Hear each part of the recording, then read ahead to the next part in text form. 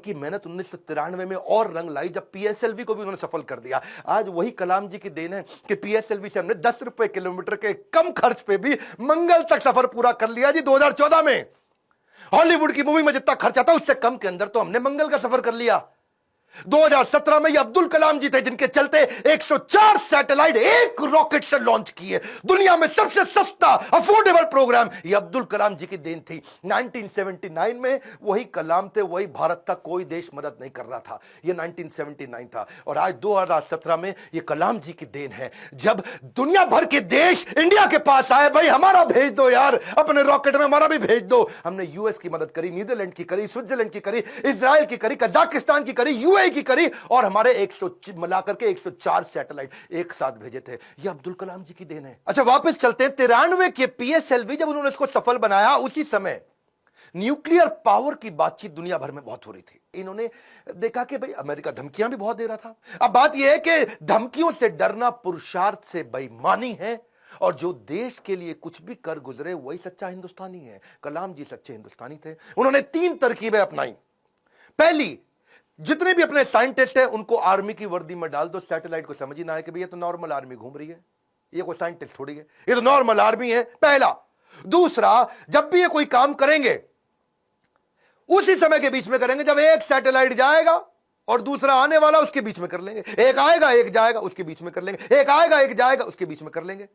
तो ये उतने ही टाइम में तैयारी करते थे। और तीसरा, काम खत्म होने के बाद जमीन को एकदम साफ सुथरा ऐसे सेट करते थे, जब सैटेलाइट आएगा पता ही नहीं चलता कुछ हुआ यहां पे, ओए आर्मी वाले आराम से घूम रहे हैं। अमेरिका को पता नहीं लगने दिया। 1992 से 97 लगातार उन्होंने काफी काम किए। आसपास के गांव और अन्य लोगों को कभी नहीं पता चला कि यहां हुआ क्या है और यही मेहनत उनकी रंग लाई। 1998 में भारत ने ऑपरेशन शक्ति के नाम से परमाणु परीक्षण कर दिया, चुपचाप कर दिया। आज इन्हीं प्रयासों से भारत परमाणु समृद्ध बन पाया है। 5 देश थे उस समय में, फ्रांस था, यूएस था, रशिया, यूके और चाइना। ये 5 देश थे। हमें किसी से दिक्कत नहीं थी, हमें चाइना से दिक्कत थी क्योंकि चाइना चुपचाप उस समय पाकिस्तान को भी परमाणु शक्ति दे रहा था। वो तो आपको पता ही है जी, है वो तो उसका नाजायज, मैं जरा नहीं बोलूंगा। तो उसके चक्कर में, पाकिस्तान और चाइना के चक्कर में यहां इंडिया ने काम पूरा कर दिया। उनके लगातार प्रयासों चलते 1997 के अंदर उनको भारत रत्न दिया गया। 41 साल तक उन्होंने भारत की सेवा करी। 1999 में वो रिटायर हुए। उन दिनों वाजपेयी जी एक्शन में चल रहे थे इधर। यहां ये रिटायर हुए, वाजपेयी जी एक्शन में, उन्होंने फोन मिला दिया, ओ हाँ भी कलाम जी बात सुनो यार, अपना मंत्रिमंडल हम बना रहे हैं, तुम्हारे को हम मिनिस्ट्री देना चाहते हैं, आ जाओ यार। तुम बुद्धिमान आदमी हो, विजनरी लीडर थे। वाजपेयी जी अपने आप में विजनरी थे। बोले अब्दुल कलाम को लूंगा तो बहुत अच्छा रहेगा, माइनॉरिटी भी हमारे साथ जुड़ेगी, बुद्धिमता भी मिलेगी, इंटेलिजेंस भी बिल्ड होगा। अब्दुल कलाम जी को कन्विंस करने में लगे। कलाम जी बोले 1 दिन बाद बताऊंगा जी।